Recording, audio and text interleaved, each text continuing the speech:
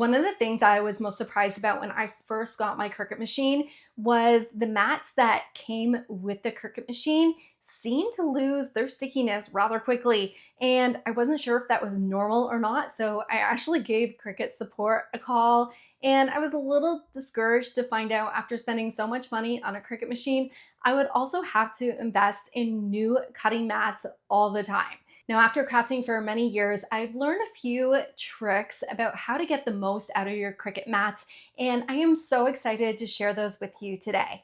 If we're just meeting right now, hi, my name is Nisha. Welcome to Little Craft Nest. I recently purchased some brand new Cricut mats that were on sale at Cricut.com, but don't feel you have to use the Cricut brand mats with your cutting machine. You can go online and find some other cutting mats that may be a better value.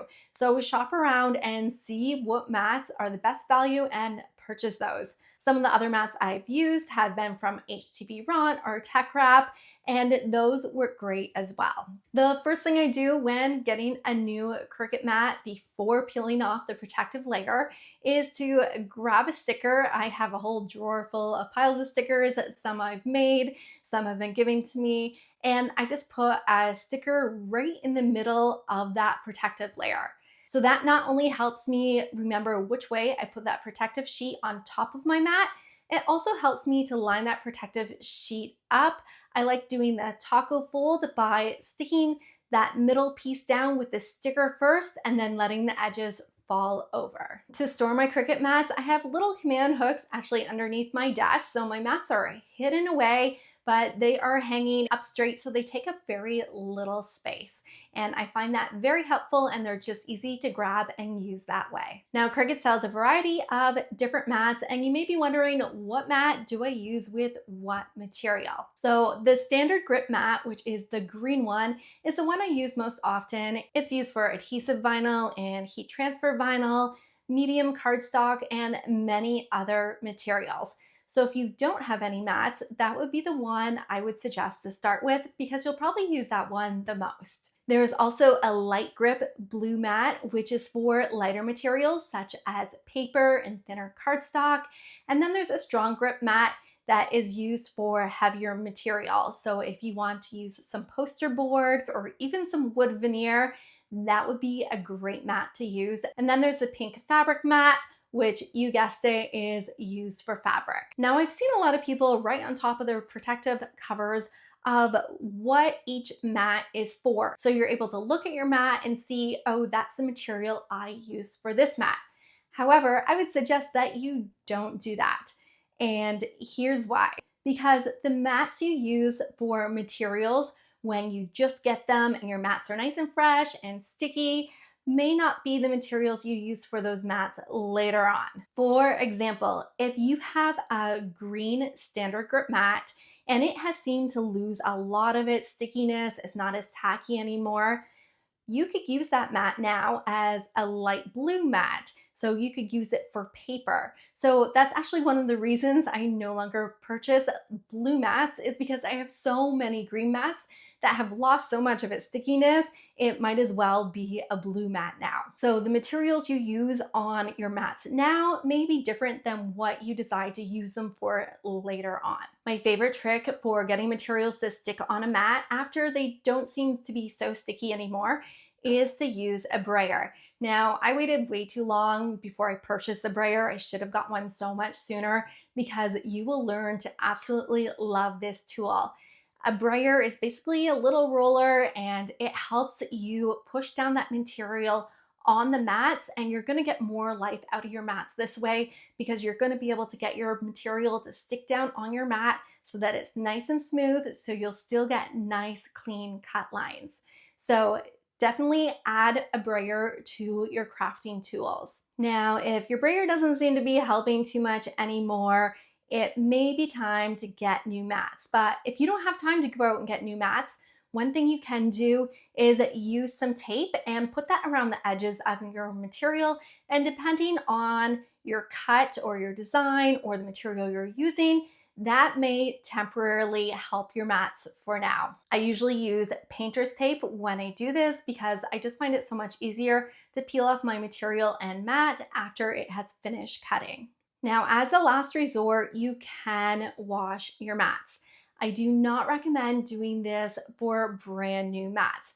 If you have new mats, there's no need to wash them. Just continue to use them.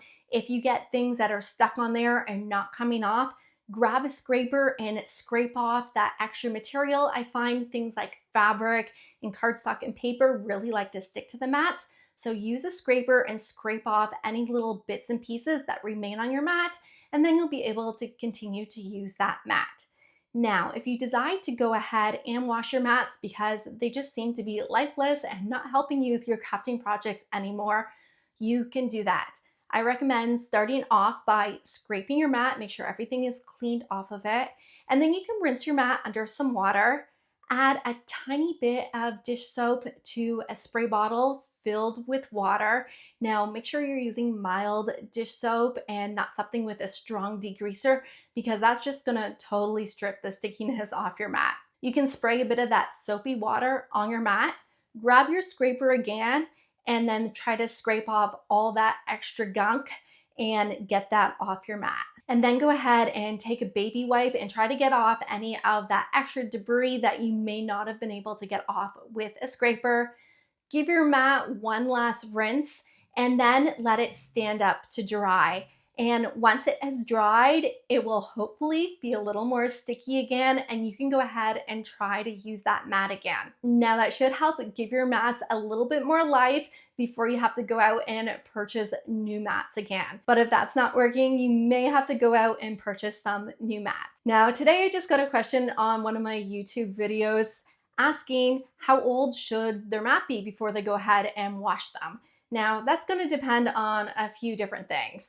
So if you're using materials such as paper, cardstock, fabric, that seems to wear out your mats a little bit more. If you're using a deep point blade or a knife blade, again, those blades are going to wear out your mats faster. And if you're using your mats every day, that's also going to wear them out faster.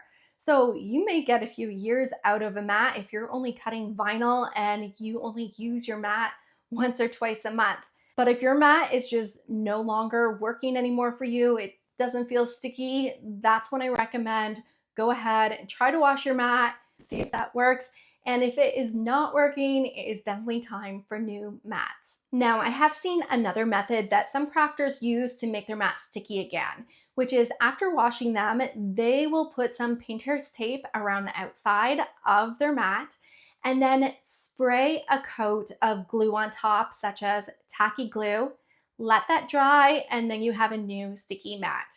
Now, I have tried this method and I wasn't too impressed with it. I found sometimes the glue residue on the mats ends up getting on your crafting material and then just totally wrecks your projects. And that glue can also get on the wheels of your Cricut machine, which will probably void your warranty if your machine is still under warranty. So if you want to try that method, you can. I may have just done it wrong. Maybe I put too much or too little glue on my mat. But please, if you're going to try it, do that with an old mat and an old machine that's no longer under warranty. But in that case, I would rather just go out and purchase new mats than try to re-glue one of my old mats. Now, if you have any gashes in your mats or if you've cut all the way through your mat, and yes, I've done that before, it usually happens when you're using something like the knife blade or a deep point blade and your pressure is too hard. In that case, it is best to throw out your mats. Don't go ahead and try to revive them because your material's just not going to cut out properly. Your blade's going to skip over those bumps on your mat, and it's just not worth it. Now, what if you have the opposite problem where your mats are too sticky instead of not being sticky enough? This may happen when you get your first Cricut mat. Maybe you only have a green Cricut mat and it is brand new, it's really sticky, it's great for that heavier material, but you want to cut something out using copy paper. Now, if you were to use this mat, there's a good chance of when you took your material off the mat, you're gonna rip your project and it's just not gonna turn out well. So to make your mat a little less sticky, what you can do is you can stick it to yourself. If you're wearing a big sweater or something, you just stick it on you and then peel it off. You can find out towel or some other piece of fabric and just stick your mat to that material, peel it off, and repeat that process a few times. And the lint and the fibers from those materials will make your mat a little less sticky so that you're able to use paper on your mat. Now, talking about lighter grit materials such as paper or a light cardstock, it's really important how you take your material off your mat. You don't want to just grab that material and rip it off your mat because you're gonna wreck your project. So what you need to do is flip your mat with the material on it upside down and gently peel your mat off of your material rather than your material off of your mat. This way you can use one hand to make sure that material is laying flat while you're bending back your cutting mat. This will help avoid paper curling or ripping your paper or getting extra paper stuck on your mat. So I usually like to use this practice with all my materials, no matter what material I'm using. Now, you may be thinking, yes, it's time for me to throw out my old Cricut mats and purchase new ones. But before you do that, did you know you could use that protective film on top of your mat and reuse that for another project? There's actually a setting in Cricut Design Space called Cutting Mat Protector. So you can definitely cut up this protective film and use it for another project. You can use it for making little windows in greeting cards, or maybe you want to try to make a shaker cake topper, but my favorite way to use it is to make floating Christmas ornaments. And if you want to see how I do that, go ahead and check out this video right here. And I hope to see you on more crafting adventures.